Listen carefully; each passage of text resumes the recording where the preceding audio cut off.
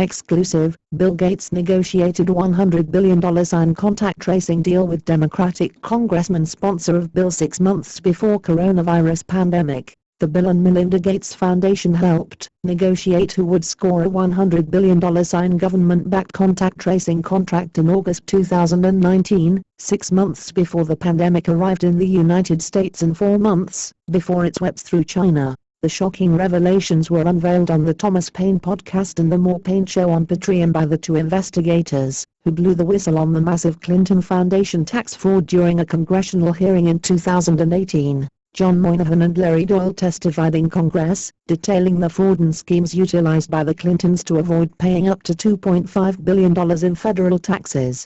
The investigative duo, in their first interview, since that bombshell congressional testimony, revealed to Paine that representatives from the Gates Foundation met with U.S. Congressman Bobby L. Rush at a sit-down in Rwanda, East Africa in mid-August 2019 to hash out who would score the windfall from a government contact tracing program. And just last month, 9 months after the meetings with the Gates Foundation in Rwanda, Rush, a Democrat from Illinois, introduced the $100 billion H.R. 6666, the COVID-19 testing, reaching, and contacting everyone, Trace, Act. Rush's bill would establish a program run by the Centers for Disease Control and Prevention, CDC, for national coronavirus testing and contact tracing. Paine has since learned Congressman Rush traveled to Rwanda with his spouse from August 12 to 19, 2019 to take part in talks and a week-long event underwritten by the Bill and Melinda Gates Foundation and the Rockefeller Brothers Fund. But how can you negotiate the byproducts of monitoring a pandemic 6 to 7 months before the outbreak of the virus even happens?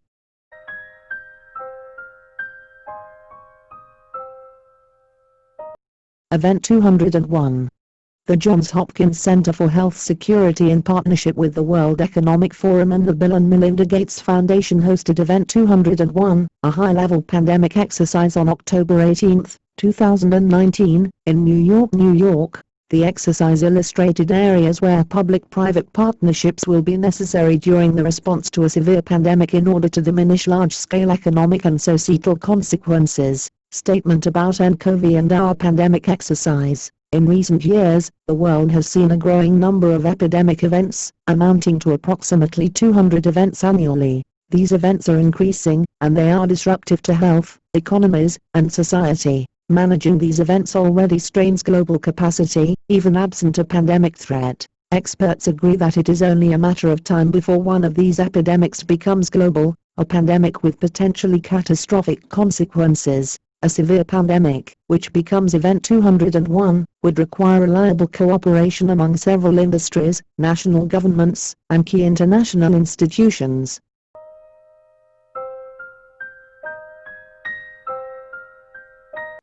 This is from the Centre for Disease and Control. As you can see, it's Public Health Advisor Quarantine Programme dated November 15th, 2019. And what's interesting about this is the date that it starts and finishes. It starts on 15th of November 2019, ends on 15th of May 2020, exactly the time when the lockdown was eased. This is foreknowledge. It has to be.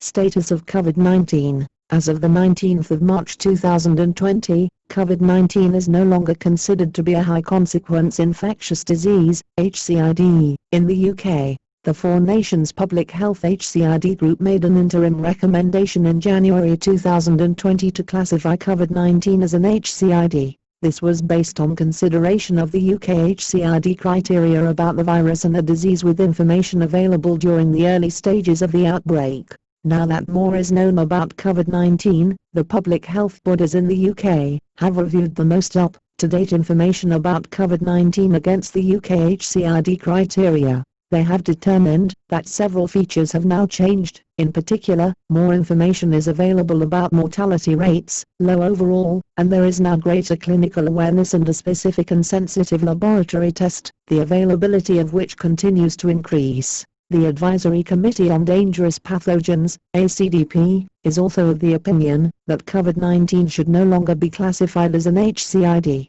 The need to have a national, Coordinated response remains, but this is being met by the government's COVID-19 response. Cases of COVID-19 are no longer managed by HCID treatment centers only. All healthcare workers managing possible and confirmed cases should follow the updated National Infection and Prevention (IPC) guidance for COVID-19, which supersedes all previous IPC guidance for COVID-19. This guidance includes instructions about different personal protective equipment (PPE) ensembles that are appropriate for different clinical scenarios.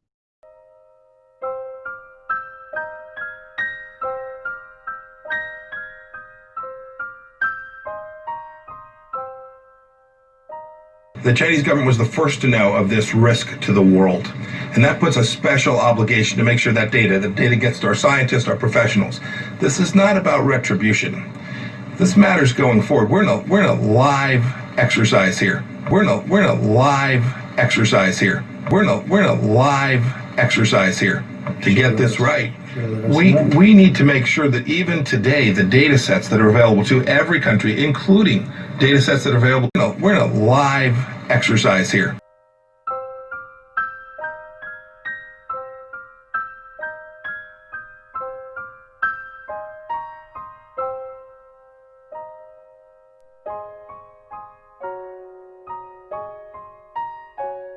For any individual person, the chances of dying from coronavirus are actually very low.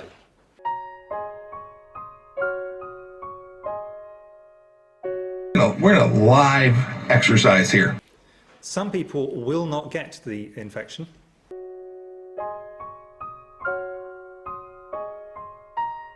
We're in a live exercise here. And many of the measures we're doing at the moment will help with that.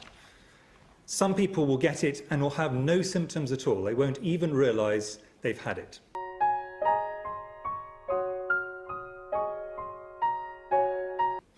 Of those who do have symptoms, the majority will have either a mild disease or a moderate disease, meaning they can easily manage it at home without having to go to the NHS directly or indirectly in any other way.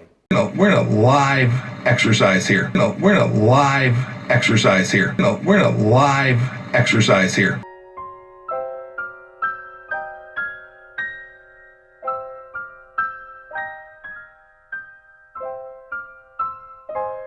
The ruling establishment has a lot of, they will stop at nothing to complete their toolkit of control. Right?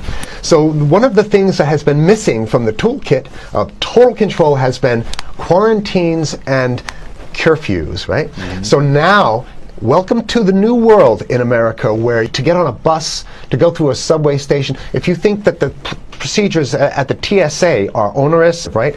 Guess this is coming to a bus depot near you. It's a more invasive way, and the ruling class needs this because, let me say, if the ruling class ever saw wide-scale civil unrest, you'd see an Ebola outbreak in America right away. Okay.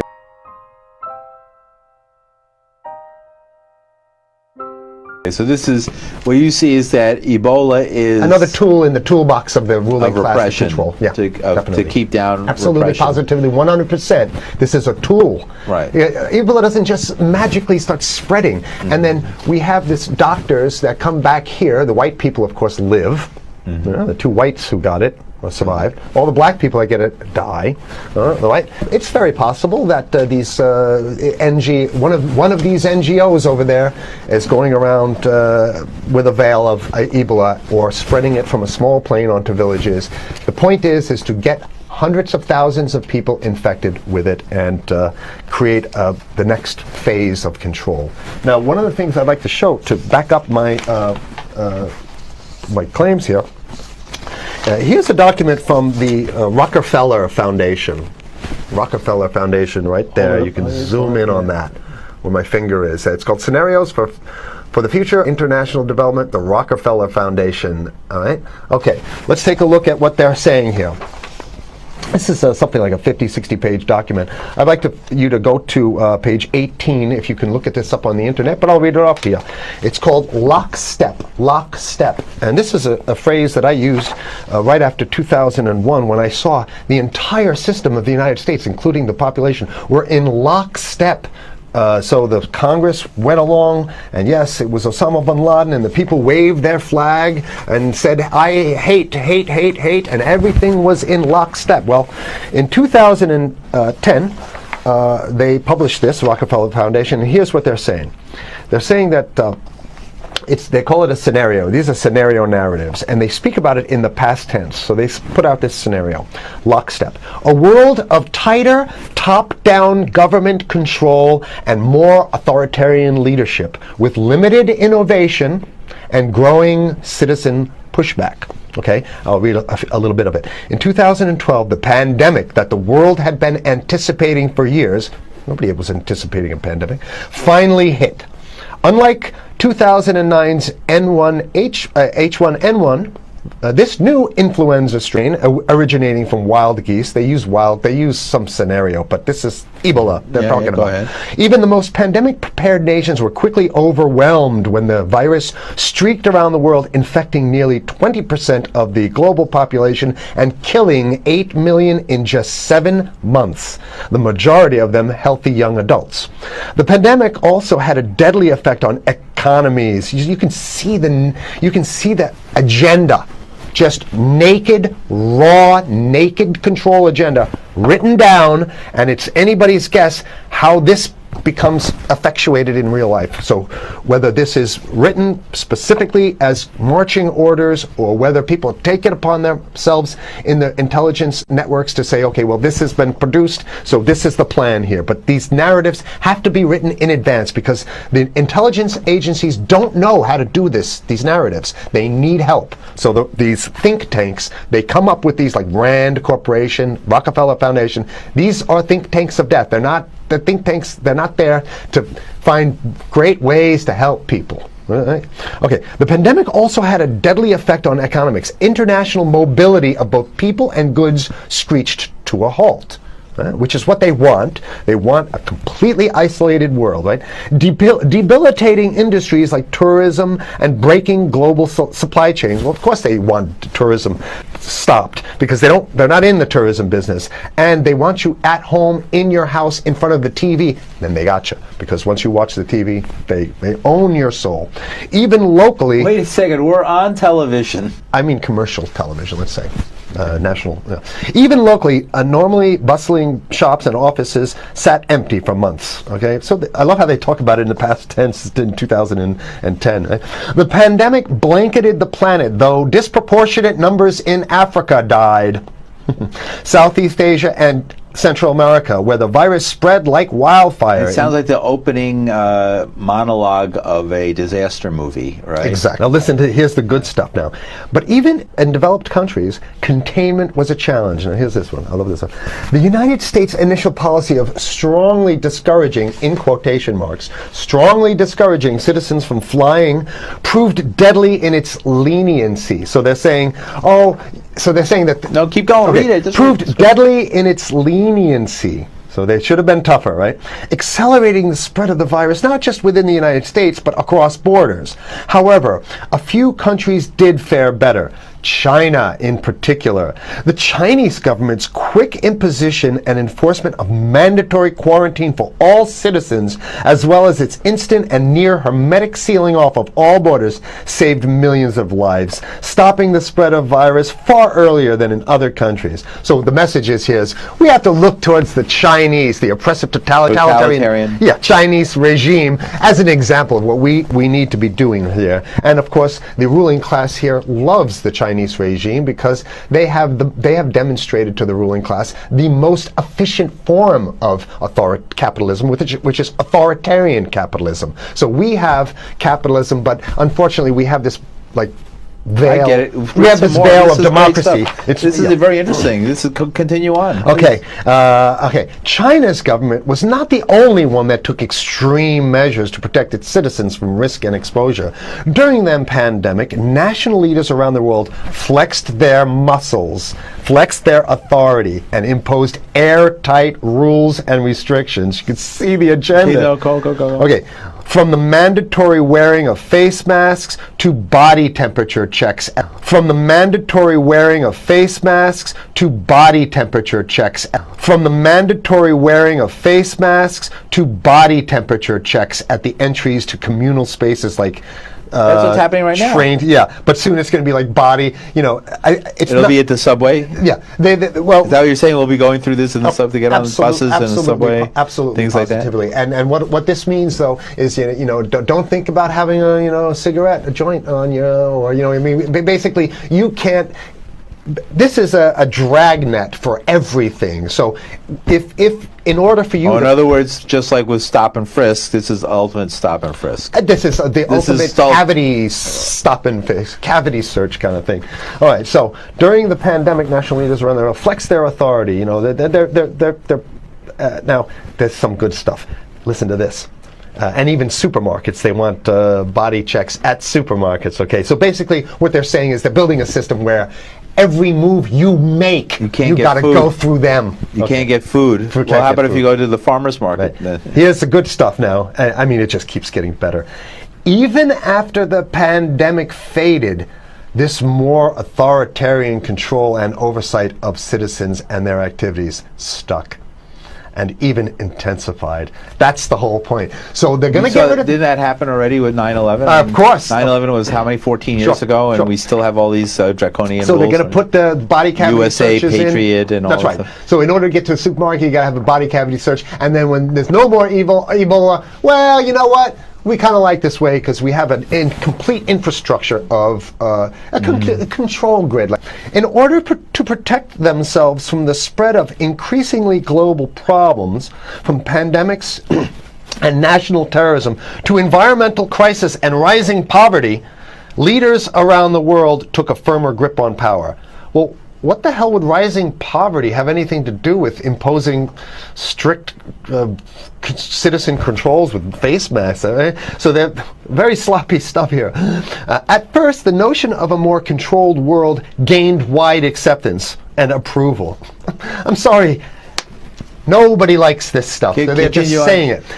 No, I have to provide analysis. Only because we only have 5 minutes left, so that's. Oh my God. Okay. Citizens willingly gave up some of their sovereignty and their privacy to more paternalistic states in exchange for greater safety and stability. I mean, that's just a complete naked contradiction to the famous saying that if you think you're going to give up a little bit of security, I mean, if you're going to give up your freedom for security, you're going to get neither. That's the long-standing thing. And here what they're doing is they're not even ashamed or embarrassed to absolutely say the exact opposite. They're saying, yes, we all want to give up our privacy and sovereignty for more stability and security and stability. So you don't get that.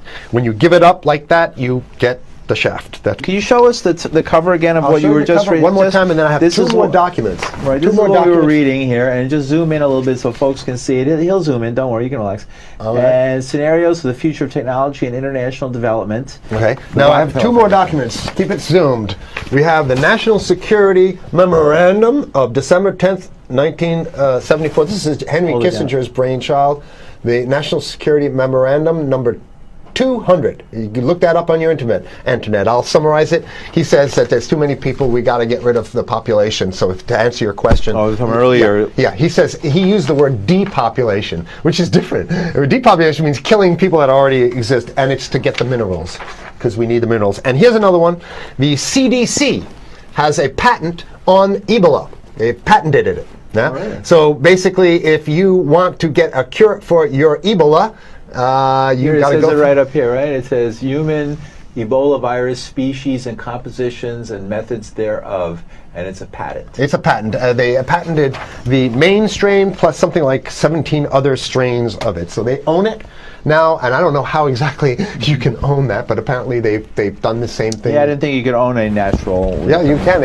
I guess the main thing to finish off this show is this: that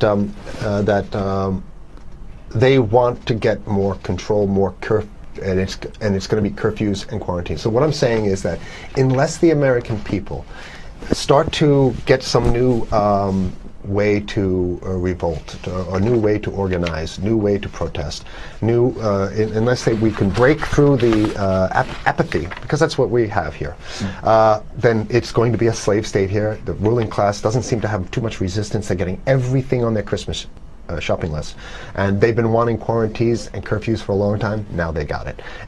And if you want to live in a world where you're tricked into all this stuff because it's for your safety, right?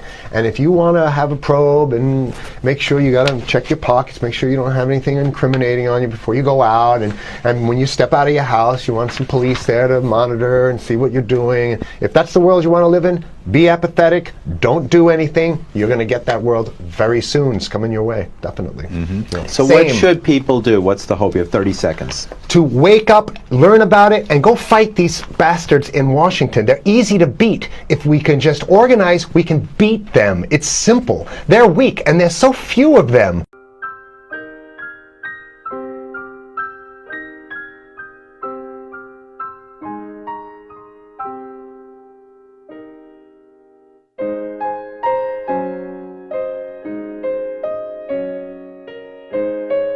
We're in a live exercise here. We're in a live exercise here. We're in a live exercise here. Dennis Healy. World events do not occur by accident.